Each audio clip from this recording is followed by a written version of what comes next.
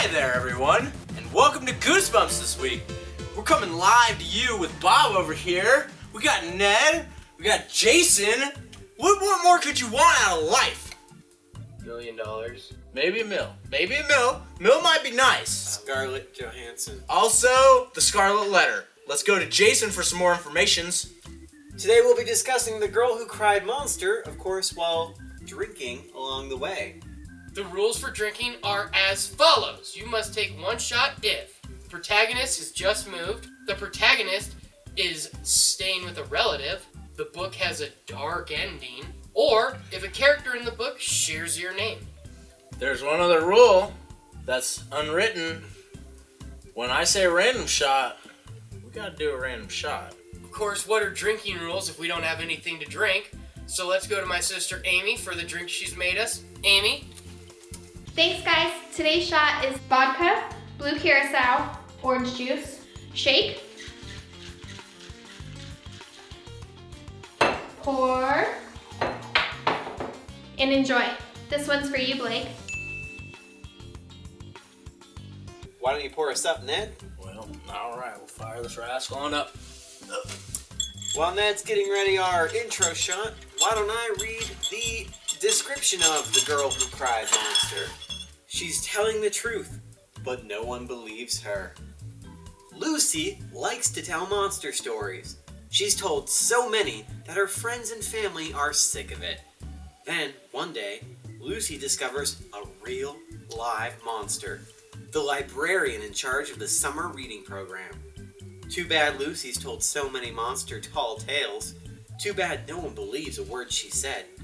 Too bad the monster knows who she is and is coming after her next. My spine is tingling, and that's just from the description. Do you need me to warm it up? No, it's so frightening. Why are you touching that? I happen to like big meatballs. Well, this is gonna be gross. That wasn't bad. Wow. Did Amy make a good shot? You're lying! For my birthday, my sister got me a Night of the Living Dummy t-shirt in anticipation of our Night of the Living Dummy episode, and I forgot to wear it. Can I tell you a secret? Jason got jealous of my homemade Goosebumps shirt. What's so funny? I did not get jealous. He got jealous of my homemade shirt, and he tried to one-up me, and it looks like shit. It's funny we bring up Jason's sister because in this book, Lucy talks about how her brother looks and her look exactly the alike. same, except she has long hair and is a girl. Jason and his sister look exactly the same, except she has long hair and he's a girl. This book here, it starts out in Timberland. It's just Timberland Falls? Falls or something. That's the second falls we've been. Dark Falls. Dark Falls. Timberland Falls. Anyway, Timberland.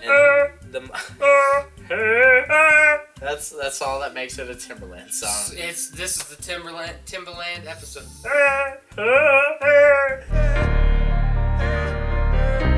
The Girl Who Cried Monster follows Lucy, the titular girl. Did I say that? Titular? Titular. Titular? Titular.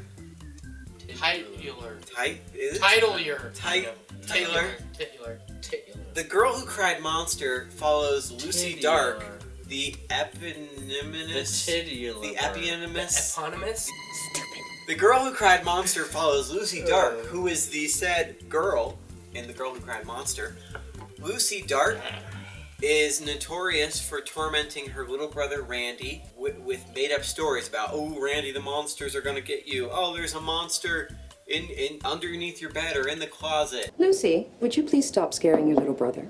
Oh, Mom, it was just a joke. It's ridiculously over the top, though. She's always talking about monsters. Everything has to do with monsters. This book, incidentally, is the longest Goosebumps book in the main series. It's 137 pages. Out of 137 pages, the word monster is used 167 times, which is a little more than once per page. Monsters. Monsters, monster. Monsters. Monster. Monsters. Monsters. Monster! Monster. Monsters? Monster. Monster! Monsters. Monster? Monster. Monsters. Monster. Lucy has a friend named Aaron who comes over, and Lucy can't resist her little monster shtick with Aaron. She pretends, oh, there's a monster in the tree. And Aaron's like, I don't believe that. This is after she scares her little brother with another With monster. the toe monster. Yeah, the toe monster. It's called the toe monster. Haven't you ever heard of the razor-toothed toe biter? What do you mean, toe biter?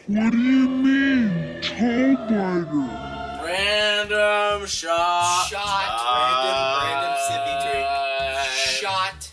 It's random shot. That's how you do a real shot. Lucy plays pranks about there being monsters on her brother Randy. Lucy plays pranks about there being monsters on her best friend Aaron. That's all it is. It's a boy who cried wolf scenario of her saying the exact same thing. A modern spin on the old fable. Don't you have reading rangers at the library? Why don't you go and bother Mr. Mortman for a while? So Lucy is part of the Reading Rangers. Reading Rangers! Go, Reading Rangers! Go, Reading Rangers! Go, Reading Rangers! You mighty morphin' Reading Rangers! Lucy is part of this group called Reading Rangers, which is basically a summer kids reading club. And the local librarian, Mr. Mortman, is basically in charge of not only the library, but Reading Rangers. Every time I read his name, I kept seeing, like, Mormon. I did too. Mortman? I've never heard the name Mortman. This book had very interesting last names. Lucy, Dark. Mr. Mortman. Mort means death in French. And then their neighbors were the Killings. And I was like, really subtle, R.L. Stine. So Lucy goes to the library to give her weekly Reading Rangers book report to Mr. Mortman. She leaves. She comes back because she forgot her rollerblades.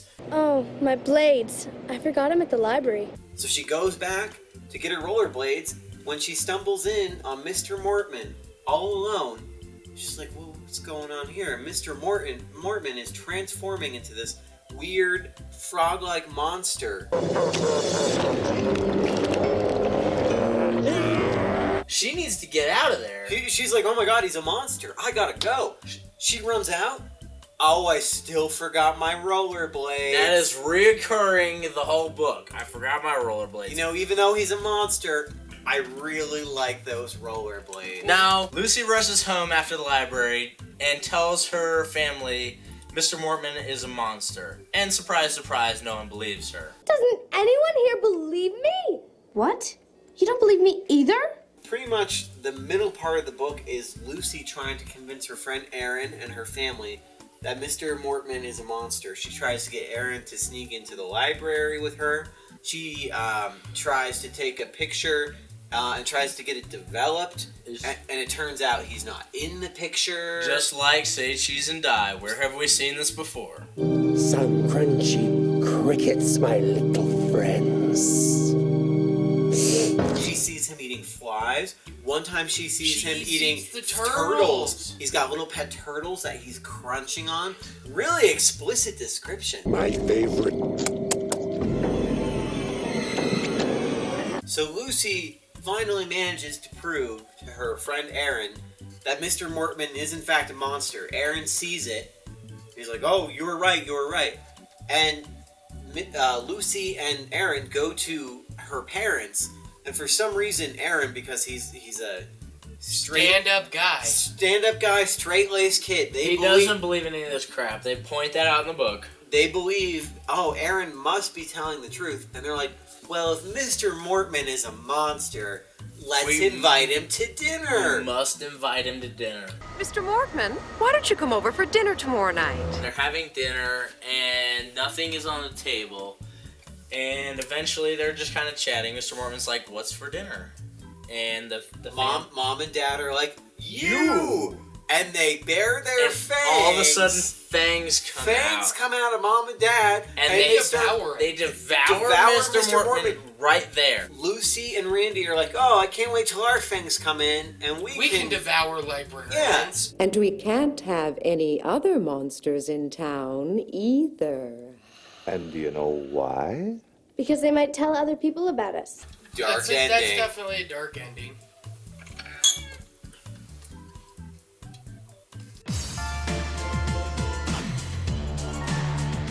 Well, there is a corresponding episode to this book. What are our predictions? Based on the book, it's gonna suck. There's a cat. Random cat for a fright. Like, literally dropped in the frame.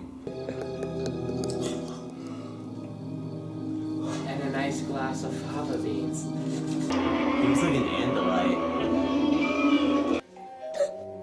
What? You like cherry pie? Where did that come from?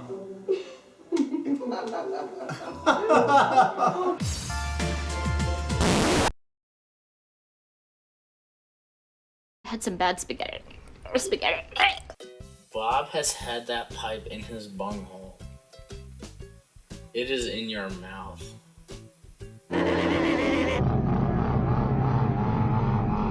We just watched the episode, but let's rate the book, The Girl Who Cried Monster. Rate it. I'm going to rate it. Rate it. I'm going to rate it a 1 out of 10. 1 out of 10. At this point, we're 8 Goosebumps in, and It's the weakest. It is the weakest. It was just a take on The Boy Who Cried Wolf, which could have been good on its own, except Lucy is an entirely unlikable protagonist. Yep. We give all the Goosebumps crap for their terrible cliffhanger chapters. These ones were worse because each time it was, oh no, it's a monster. No, it's not. Lucy made up a story. Jason gives it a 1 out of 10. Bob, obviously you don't think highly of it. I would not have given it a 1 just because that seems like the lowest thing we could give it, but it's not high up there. I'd give it a 2, 3. Honestly, I was not... We're going to need you to settle on a number. 3. I'm also going to give it a 3. This book sucks. 2 thumbs down. Alright, so we finished reviewing The Girl Who Cried Monster, which is a glorified half-assed tale. A fable. A rehashing Fable. of a fable. It is a rehashing... A poorly rehashed fable. That was pooped on by R.L. Stine.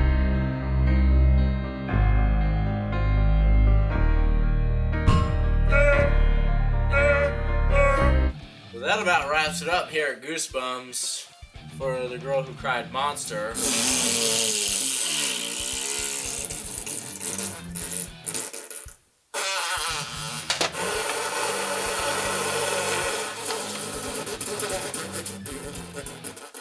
Let me clear some space for a real novel. Welcome to Camp Nightmare.